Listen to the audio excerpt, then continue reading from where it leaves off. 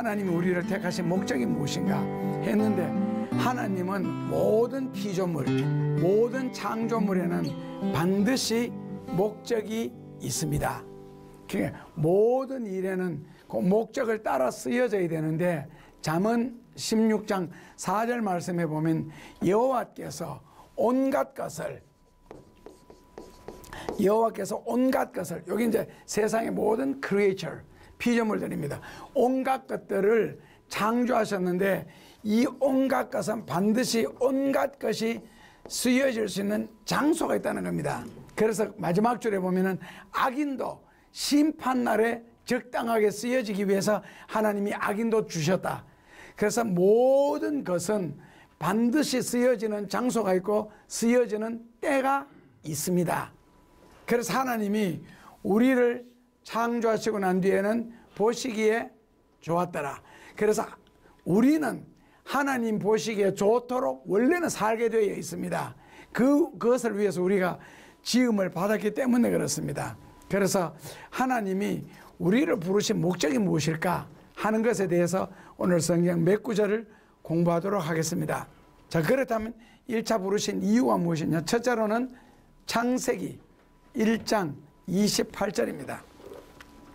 창세기 1장 28절 성경을 같이 읽어보시면요, 하나님이 그들에게 복을 주시며 그들에게 이르시되 생육하고 번성하여 땅에 충만하라, 땅을 정복하라, 이렇게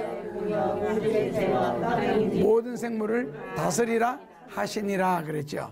그래서 1차 하나님이 우리를 부르신 이유가 뭐라고요? 제목을 잡는다면 생육하고 번성하고 다스리고 정말 다 합해서 복을 주시기 위하여 하나님이 우리를 부르셨습니다. 복이라는 말은 무슨 뜻이냐 그랬을 때, 복이라는 말은 번영하다, 뭐든지 잘 되는 거예요.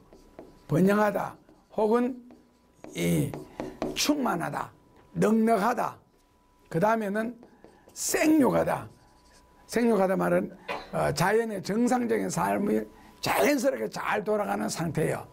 그래서 하나님이 우리를 부르신 이유가 무엇이냐 했을 때, 복을 주시기 위하여 부르셨지만은 복을 주시는 것으로 절대로 끝나지 않고, 그 다음에 뭐 해라? 다스리라, 혹은 정복해라, 혹은 충만하라. 여기가 이제 복의 완성입니다. 복을 주시는 것으로 하나님이 끝나는 것이 아니라 뭐라고요? 다스리라 그라는 말은 우리말로 바꾸면 절대 주권을 가져라는 뜻이잖아요. 절대 주권. 다스리라, 절대 주권을 가져라, 뭐 이런 뜻이거든요.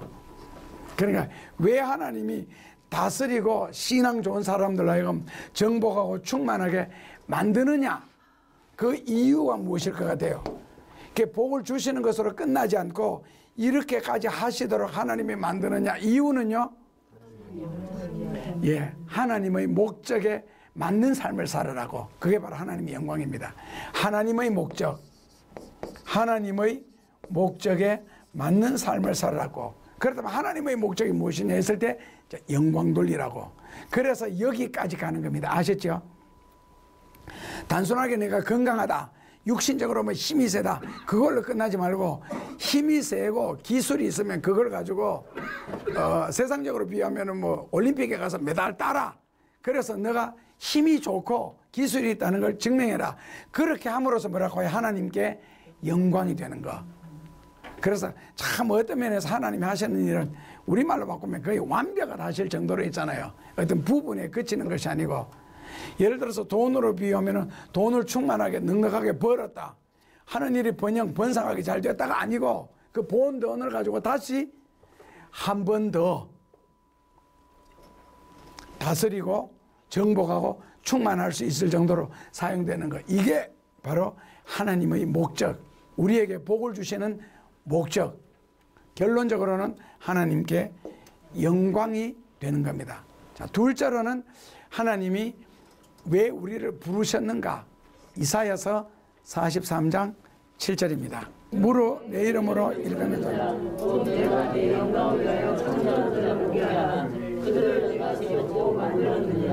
하나님이 우리를 부르신 이유는요, 지으신 목적은 영광을 위하여. 하나님의 영광을 위하여 하나님이 우리를 지으셨다는 겁니다. 제일 끝에 말이 참 중요하거든요. 그들을 내가 지었고 내가 만들었느니라. 그러니까 결국 인간이라는 존재는 하나님의 영광을 위하여, 하나님의 영광을 위하여 지어진 존재고, 삶도 내가 하나님의 영광을 위하여 삶으로써 내가 존재하는 의미를 발견하라는 겁니다. 존재의 의미. 내가 하나님의 영광을 위하여 삶으로써 네가 이 땅 위에 지금 존재하고 있다 하는 것을 증명하라는 겁니다. 하나님의 영광을 위하여. 그래서 하나님이 내가 그들을 지었고 내가 그들을 만들었다라고 특별하게 그 강조하는 이유가 그렇습니다. 결국에는 이스라엘 백성은, 즉 하나님을 믿는 사람들은 스스로 이 세상에 태어나지 않았다. 하나님이 지으셨다. 스스로 존재하는 것이 절대로 아니다 하는 것을 강조하는 말씀이기도 합니다. 하나님의 영광을 위하여서 우리를 지으셨다. 그래서 부르신 이유도 되지만은 지으신 목적도 됩니다. 그러니까 부르신 이유를 다른 말로는 하나님 우리를 지으신 목적, 지으신 거라는 말은 다른 말로는 이제 창조겠죠. 하나님이 우리를 창조하신 목적, 이렇게 창조의 목적. 첫째로는 왜 지으셨다고요? 복을 주시려고. 둘째로는 하나님께 영광을 돌리라고. 셋째로는 이사야서 43장 21절입니다. 같이 봉독하시면 이 백성은 내가 나를 위하여 지었나니. 그러니까 7절도 그렇고 21절도 그렇고 나를 위하여. 그러니까 하나님을 위하여 우리를 지으셨다는 겁니다. 하나님이 우리를 지으신 목적, 하나님이 우리를 그래서 부르신 목적도 하나님을 위하여, 하나님의 영광 때문에 하나님을 찬양하라고. 하나님이 나는 나를 위하여 지었다. 그러니까 하나님을 위하여 지으신 받은 것을 깨닫는 사람들은, 즉 신자들은 하나님을 찬양하는 것이 인생의 본분이고, 또 하나님께 영광을 돌리는 것이 존재의 의미가 되는 겁니다. 그래서 하나님을 찬양해야 된다. 그래서 하나님을 찬양하는 것이 곧 뭐라고요? 하나님께 영광을 돌리는 것이다. 그래서 평소에 하나님을 찬송할 수 있고 하나님을 찬양할 수 있다는 것, 이거는 이 복입니다. 하나님이 내가 누구를 위하여 지었나니? 나를 위하여 지었나니. 내가 나를 위하여 지었나니. 이게 참 중요한 말씀 같아. 우리는 하나님을 위하여 지음을 받은 존재다. 그렇던 어떤 뿌듯함, 자신감, 그리고 나는 하나님을 위하여 산다. 그런 어떤 인생의 그런 목적, 보통 인생의 목적을 위해서 철학도 하고 문학도 읽고 그러는 건데, 그걸 하나님은 미리 제시해 주셨다고. 내가 나를 위하여 너를 지었고 너를 불렀으니 너는 어떻게 살아라. 뭐 자명한 일이잖아요. 우리가 삶의 목적도 하나님을 찬양하는 것이라고. 마지막으로는 하나님이 우리를 창조하신 목적, 부르신 이유가 무엇인가? 창조 목적. 하나님이 우리를 부르신 목적이, 창조 목적이 무엇일까 했을 때 에베소서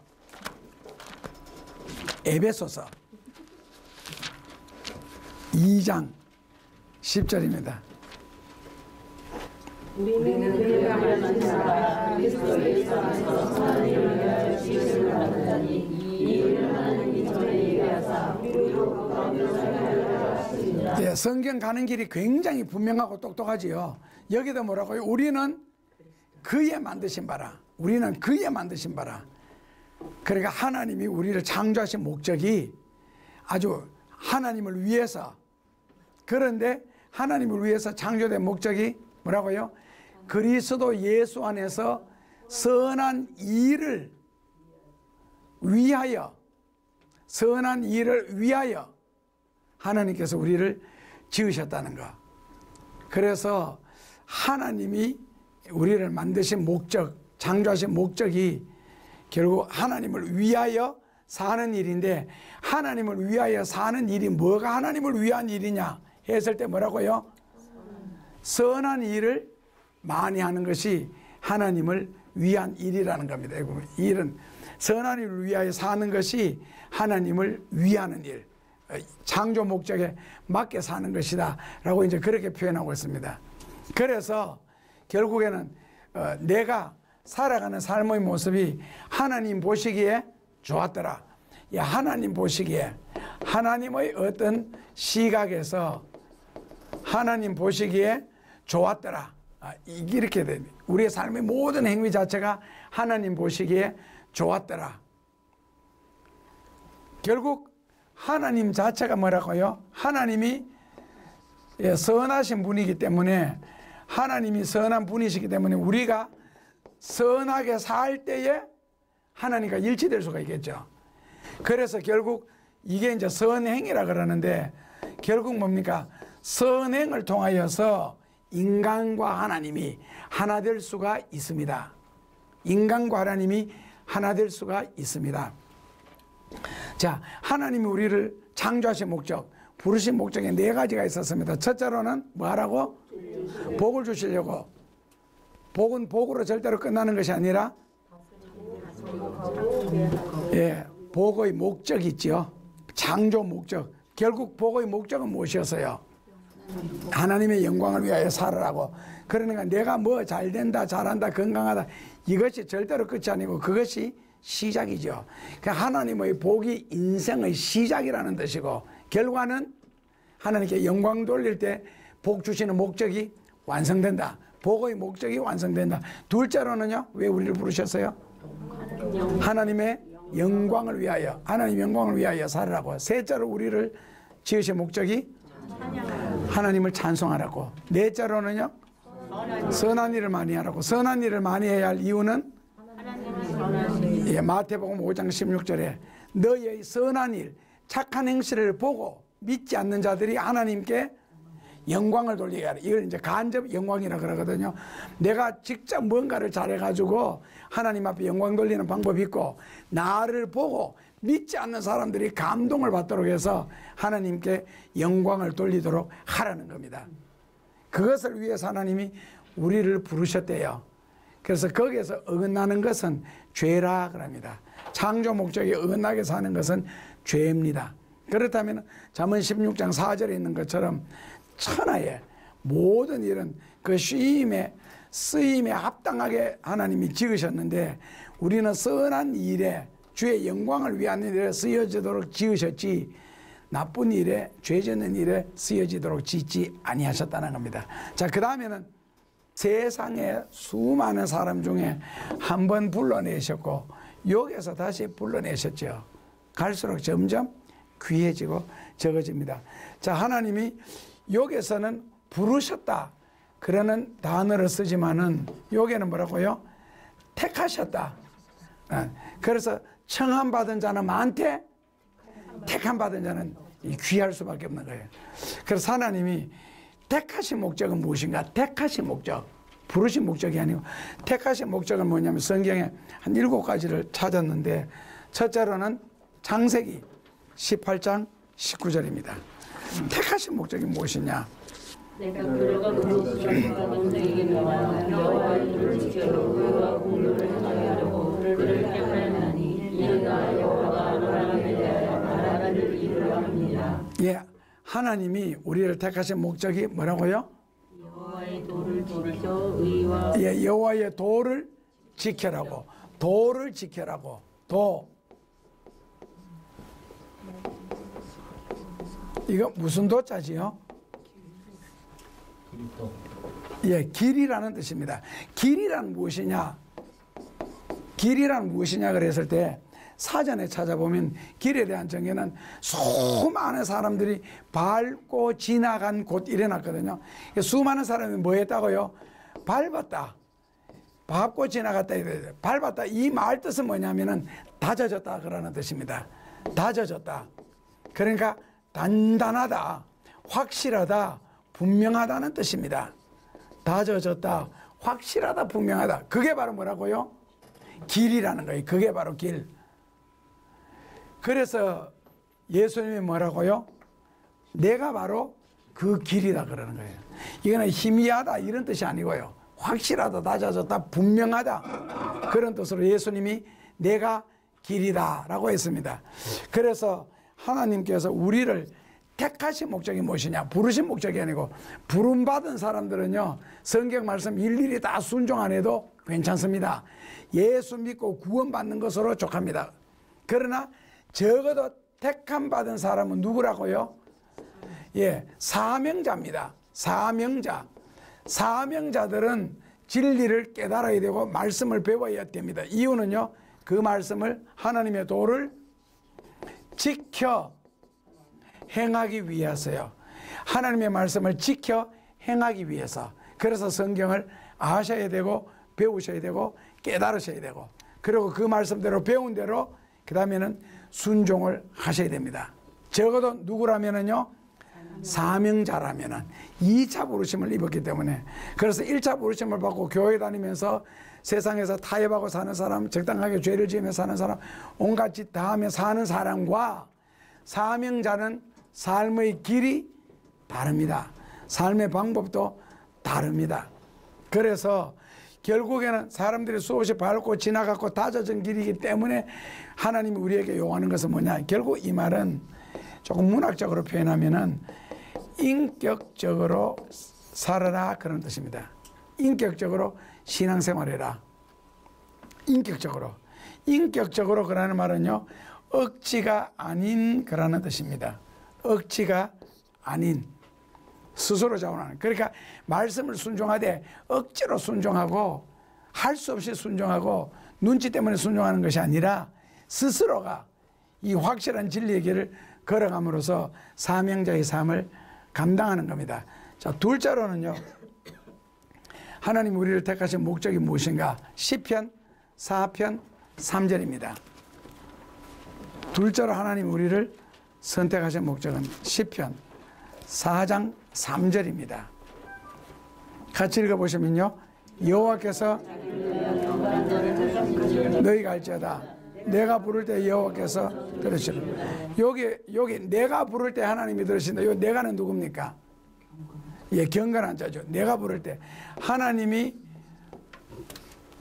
누구를 부르신다고요?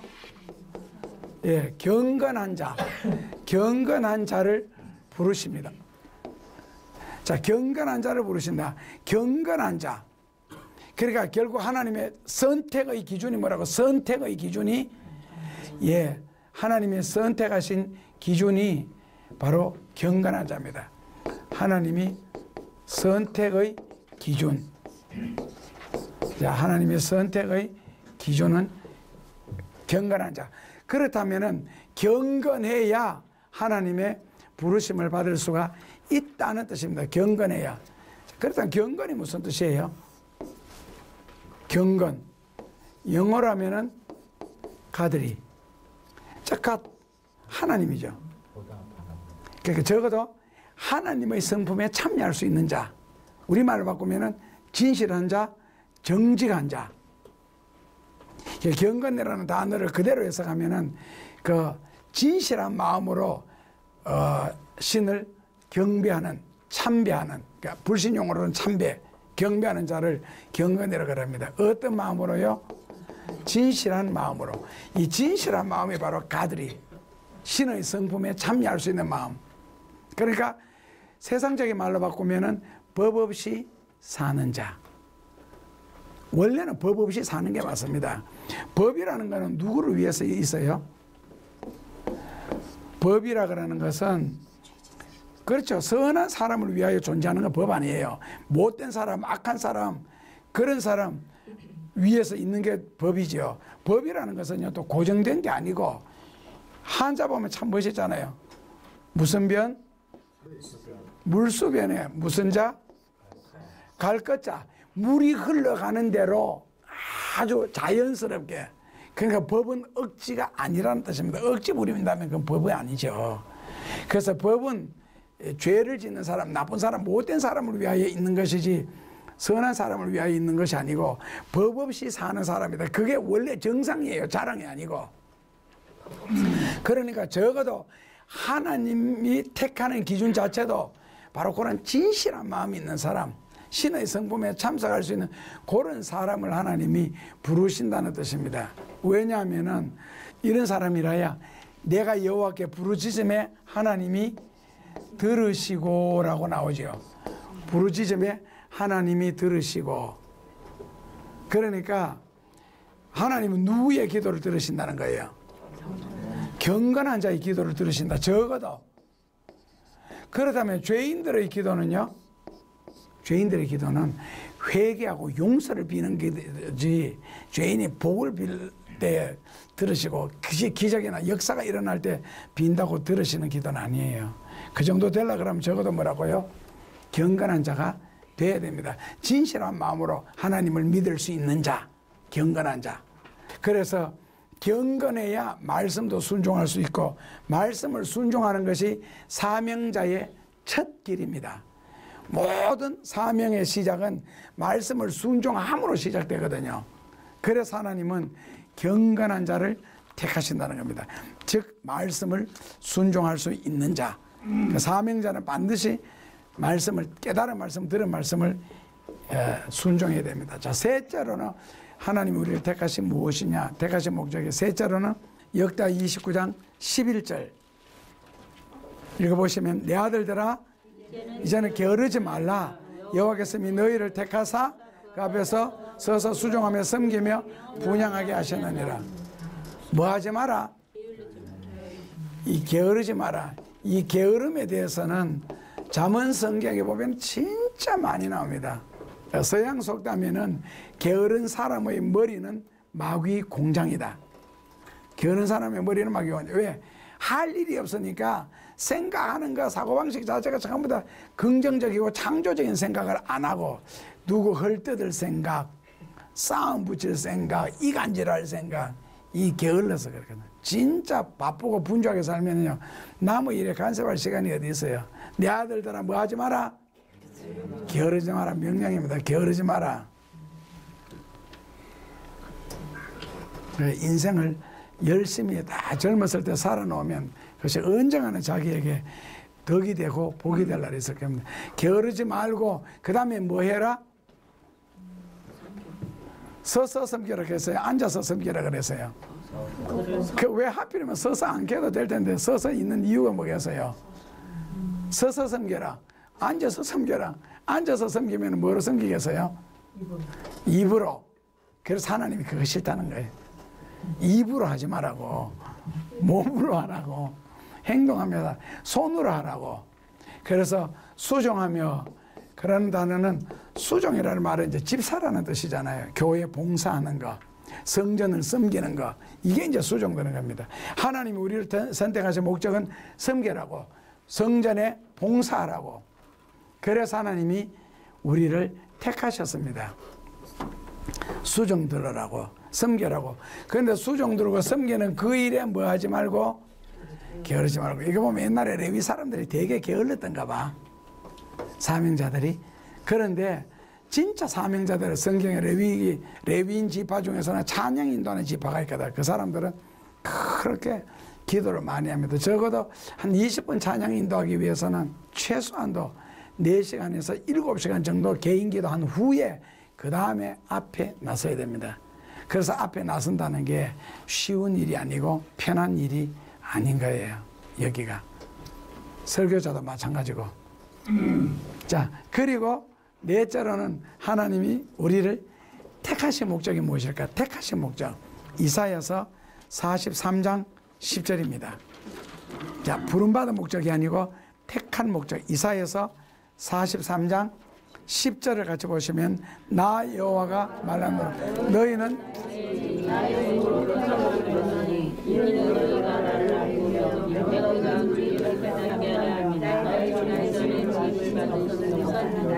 예, 전무후무하다. 그 하나님은 유일하신 분이다, 그런 뜻입니다. 여기서 너희는 뭐라고요?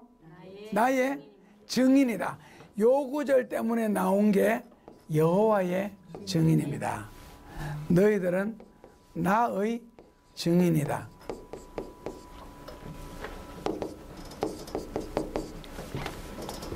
너희들은 나의 증인이다. 그러니까 나의 여호와의 증인이라는 뜻이죠. 하나님의 증인이니까 나의 증인, 여호와의 증인. 그래서 여호와의 증인, 바로 요 구절 때문에. 그런데 증인이라는 것은 뭐냐 했을 때 이 witness, 증인이라고 하는 것은 자기 눈으로 직접 본 것을 전하는 것을 증인이라고 합니다. 직접 체험하고 직접 본 것요. 그래서 이런 사람들을 일컬어서 우리는 뭐라고 부르느냐 하면은 제자라고 부릅니다. 직접 보고 직접 체험한 것, 제자. 조금 더 표현하면은 사도. 그래서 12제자, 바울사도 이런 식으로 나가는 거거든요. 그게 바로 증인이니까요. 그 없는 사실을 절대로 만들어내거나 꾸며내서는 안 된다는 뜻입니다. 증인이라는 말은. 그렇다면 너희는 나의 증인이다 했을 때 역사적인 배경은 뭐냐면은 크게는 두 가지가 있는데, 첫째로는 이스라엘 백성들이 이집트에서 430년 동안 종노릇 한 거. 둘째로는 바벨로니아에 가서 70년 동안 종노릇 한 것. 그래서 요 이집트와 바벨론에서 종노릇 하다가 결론은 뭐예요? 고토로 돌아갔지요. 결론은 예루살렘으로 다시 돌아갔습니다. 이게 하나님의 기적이라는 거예요. 능력이고. 그래서 너희들은 이것을 사람들에게 전해라. 그래서 430년 동안 빼앗겼던 나라도 회복할 수가 있고 70년 동안 남의 나라가 지배했는데도 우리 땅이라고 들어갈 수 있는 것 자체가 하나님의 능력이라는 거예요. 하나님은 그렇게도 하실 수 있는 분이다. 그러니까 요업처럼 다 뺏기고 다 태워 죽고 눌려서 죽고 자식들 다 죽고 와이프까지 아내까지 다 도망가고 혈혈단신으로 남았는데 건강까지도 다 잃었는데 거기에서도 뭐라고요? 회복이 된다는 거예요. 오히려 이전보다도 훨씬 더 많은 것을 누리게 됐다. 그것을 간증하라는 겁니다. 그래서 내가 어려웠을 때, 힘들었을 때, 가난했을 때, 망했을 때에 그때의 삶을 생각하면서 앞으로 잘 되면은 그게 바로 너희들이 나의 증인이 되어야 할 부분이다. 그러니까 하나님이 이렇게 축복해 주시더라, 이렇게 기적을 행하시더라, 이걸 증거하라는 겁니다. 증인이 되라는 거. 복을 받았습니다라고 끝나는 것이 아니고, 그래서 하나님이 우리를 택하신 목적은 바로 하나님의 증인이 되라고. 자, 그 다음에 다섯 번째로는 하나님이 우리를 택하신 목적이 무엇인가? 요한복음 15장 16절입니다. 하나님이 우리를 택하신 목적이 있습니다. 읽어보시면 내가 나를 택하시지 아니요 내가 너희를 택하셨나니 이는 너희로 가서 가시를 맺게 하고 또 너희를 가시를 항상 있게 하여 내 이름으로 아버지께 무엇을 구하든지 다 받게 하여. 여기 보면은 아까 우리가 지금까지 성경을 쭉 보면서 하나님은 철저하게 우리의 주인이시다. 내가 너희를 지었다, 내가 너를 만들었다, 내가 너를 창조했다. 계속 하나님이 여기 본문에서도 뭐라고요? 너희가 나를 택한 것이 아니고 내가 너를 택했다. 그러니까 결국 옛날에 로마 시대 때 종은 사가는 사람이 주인이잖아요. 종이 이 주인 선택하다 저도 그게 아니거든요. 돈 주는 사람이 주인입니다. 그래서 예수님이, 하나님이 내가 너희를 택하였지 너희들이 나를 택한 것은 아니다. 그렇다면 노예로 팔려갔으면 종답게 살아야 되고 그 주인을 위해서 충성하는 게 노예인데, 그렇다면 우리의 주인은 하나님이시다. 그래서 점잖은 표현이죠. 내가 너를 택하였다, 이렇게 나오는 겁니다. 자, 여기에서 하나님이 우리를 택하신 목적이 바로 뭐지요? 열매, 과실, 열매, 과실. 이게 하나님이 우리를 부르신 목적입니다. 열매를 많이 맺으라고, 과실을 많이 맺으라고. 과실이나 열매 같은 말인데 많이 맺어야 할 이유가 뭐겠어요? 그렇죠. 이걸 통해서 하나님께 영광을 돌릴 수 있기 때문에 그렇습니다. 그래서 빈 머리, 빈 손, 빈 것 가지고는 영광이 될 수 있는 것 자체가 없어요. 자, 꼴찌로 졸업하는 학생이 하나님께 영광 돌립니다 그러면 사람들이 뭐라 하겠어요? 꼴찌가 되기 위해서 무슨 노력을 했는데, 그 노력이 없는 것은 영광의 대상이 아니고, 영광이라는 말이 헬라어로 이거 독사라 그러거든요. 독사라 그랬을 때 이 독사라는 말 자체가 무겁다라는 뜻이잖아요. 무겁다.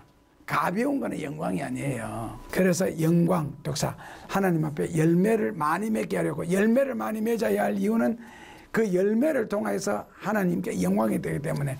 그렇다면 열매란 무엇인가 했을 때 생활 속에서 이루어지는 선한 행실입니다. 열매란 선한 행실을 많이 맺으면, 아까 마태복음 5장 16절에 말씀드린 것처럼 믿지 않는 자들로 하여금 하나님께 영광을 돌릴 수가 있고, 그 다음에는 과실을 선한 열매를 많이 맺어야 되는데 끝에 뭐라고 해놨어요? 무엇을 구하든지 다 받게 하려 함이니라. 누가 무엇을 구하든지 다 받는다고요? 아무나 무릎 꿇고 기도한다고 다 받는 게 절대로 아닙니다. 누가? 예? 과실을 많이 맺은 자. 그래서 결국에는 과실을 맺은 자가 하나님 앞에 기도하는 것하고 빈손 들고 아무것도 맺지 않는 자가 하나님 앞에 기도하는 것하고는 다르다는 겁니다. 응답이. 그래서 하나님이 과실, 선한 행실을 요구하는 이유가 무엇이냐? 기도에 응답을 하실 구실을 찾는 겁니다. 뭐라고요? 기도, 응답의 구실을 찾는 거예요. 그래서 똑같은 기도라도 응답이 강하게 일어나는 경우가 있고 약한 경우가 있고 없는 경우가 있는데, 물론 기도의 영역의 차이기도 하겠지만은, 그러나 사명자들에게는 기도의 응답이 있어야 사명을 끝까지 감당할 수가 있습니다. 인간의 노력에 한계가 있기 때문에 그렇거든요. 그래서 하나님의 도움을 받으셔야 됩니다. 그 도움을 받기 위해서는 뭐라고요? 다른 사람들에게 인생의 본도 돼야 된다는 거예요. 그 인생의 본으로서 나타나는 게 바로 선한 열매이기 때문에 이 일을 위하여 내가 너희를 선택했다는 겁니다. 자, 여섯째로 하나님이 우리를 택하신 목적이 무엇인가? 사도행전 9장 15절입니다. 사도행전 9장 15절입니다. 보시면은 주께서 가라사대 가라. 이 사람은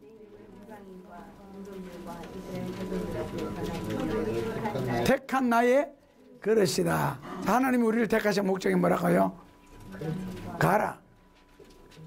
택한 목적이 뭐라고요? 예, 맞습니다. 예, 뭐를 위하여? 예, 복음을 위하여. 네, 간단하게 복음을 위하여 전도하라고, 하나님의 이름을 나타내라고, 복음을 위하여. 그래서 이 사명의 종류라는 게 있잖아요. 사명의 종류. 사명의 종류가 있는데 그 사명의 종류가 뭐예요? 사명의 종류? 말씀의 사명자, 기도의 사명자, 물질의 사명자, 섬김의 사명자가 있는데, 이 어떤 사명이든지 상관없이 목적은 뭐라고요? 복음을 전하는 겁니다. 아시죠? 목적은 복음을 위하여 이런 사명이 필요한 겁니다. 돈 벌어서 뭐 할래? 복음 전하려고, 뭐 선교하려고, 이런 식으로 있잖아요. 기도의 많은 목적도 수많은 영혼들이 구원받게 하려고, 말씀 전하는 목적도 진리를 깨우쳐 구원받게 하려고, 섬기는 것도 안 믿는 사람들을 섬긴다, 교회를 섬긴다 할 때 그 섬김의 결론도 복음을 위하여 하는 것이지, 복음 빼버리면요 아무것도 아닙니다. 아무것도 안 되는 거고. 그래서 모든 삶의 중심이 무엇이냐? 모든 삶의 중심은 철저하게 뭐라고요? 복음이라 해야 된다. 복음이라. 그러니까 우리 행위 자체가 하나님의 삶 편지가 돼야 된다. 그러니까 성경을 번역하는 정도로 삶이 돼야 된다. 그게 바로 생활 속에서 뭐라고요? 인생의 본이고 선한 열매로 나타나겠죠. 그것이 바로. 그렇기 때문에 신앙생활의 핵심, 신앙생활의 중심은 뭐라고요? 복음을 위하여. 그래서 사도 바울은 이 무게를 얼마나 느꼈다고요? 세상 모든 유대인에게나 헬라인에게나 이방인에게나 나는 복음의 빚진 자다. 바울이 뭐 그렇게 복음을 빚졌어요? 예수님하고 불과 차이도 한 3, 40년밖에 안 나는데 2000년 이상 떨어진 우리가 차라리 빚진 자다. 그러면 이해가 되지만은요. 그러니까 복음을 위하여 살아야 된다. 우리 삶의 자체가 뭐가 돼야 된다? 예, 행전, 복음을 전하는 행전이 돼야 되고, 그리고 생활 자체가 사도 바울이 고린도후서에서 말한 것처럼 예수 그리스도의 리빙 레터, 산 편지가 돼야 되고, 우리 생활 자체가 성경을 번역하는 생활이 돼야 안 되나. 꼭 뭐 예수 믿으라고 저저저 말로 안 떠들어도 내가 하는 짓 자체가 복음이 된다면 사람들이 감동을 받는다고. 그러니까 행위가 없는, 열매가 없는, 과실이 없는 신앙이라는 것은 야고보서식으로 한다면 그건 죽은 믿음이라는 거예요. 그래서 우리의 삶의 모든 목적은, 중심은 뭐라고요? 시간 하나 낭비해도가 아니고 시간 하나를 사용하고 물질 한 푼을 사용하고 몸 하나를 움직여도 핵심은 복음을 위하여 나는 존재한다. 철저한 이런 의식 구조로서 머리가 브레인 워시가 되어야 됩니다. 자, 마지막으로 야고보서 2장 5절입니다. 하나님 우리를 택하신 목적, 마지막으로 야고보서 2장 5절을 읽어보시면, 내 사랑하는 형제들아 들을지어다. 하나님이 믿음에 부유하게 하시고 또 자기를 사랑하는 자들에게 약속하신 나라를 유업으로 받게 아니하셨느냐. 세상에 대해서는 누구를 선택하셨다? 가난한 자를 선택하셨다. 이유는요, 하는 나라를 보상으로, 기업으로 주시려고. 그런데 일생을 살아가면서 가난하게 살고 큰소리 한번 못 치고 남의 눈치만 봐야 되고 눌려 살고, 참 어떤 면에서 괴로운 인생, 비참한 인생, 대접 한번 못 받아보고 인사 한번 못 받아보고, 그런 사람들을 하나님이 불러서 보상하시려고 그래서 택하셨대요. 정말일까? 성경에서 말하는, 지금 야고보서에서 말하는 가난이라는 단어 뜻은 돈이 없어서, 사회적인 지위가 없어서 눌리고 눈치 보고 얻어 터지고 또 들으면 이게 아니고, 신앙심이 깊은 경건한 자를 가난한 자라 부릅니다. 뭐라고요? 신앙심이 깊은 경건한 자. 야고보서가 말하는 가난한 자의 의미입니다. 둘째로는요, 하나님 앞에서 겸손한 자. 하나님 앞에서 겸손한 자를 야고보서는 가난한 자로 불렀습니다. 그래서 신앙심이 깊고 하나님 앞에서 회개하면서 겸손하게 순종할 수 있는 사람을 위하여 뭐라고요? 하나님 나라라는 그 기업을 보상으로 주신다는 뜻이지, 사회적인 지위나 돈이 없어 눌려서 눈치 보면서 사는 그런 사람을 말하는 것이 아닙니다. 그렇다면 우리는 어느 정도 가난해야 되느냐, 어느 정도 가난해야 되느냐, 우리가 했을 때에 하나님을 의지하지 않고는 나는 도저히 살 수 없습니다라고까지 마음속에 고백할 수 있을 정도로 마음이 가난하면은 복이 있는 사람이 됩니다. 예, 복이 있는 사람이 되시기를 주님 이름으로 축원합니다.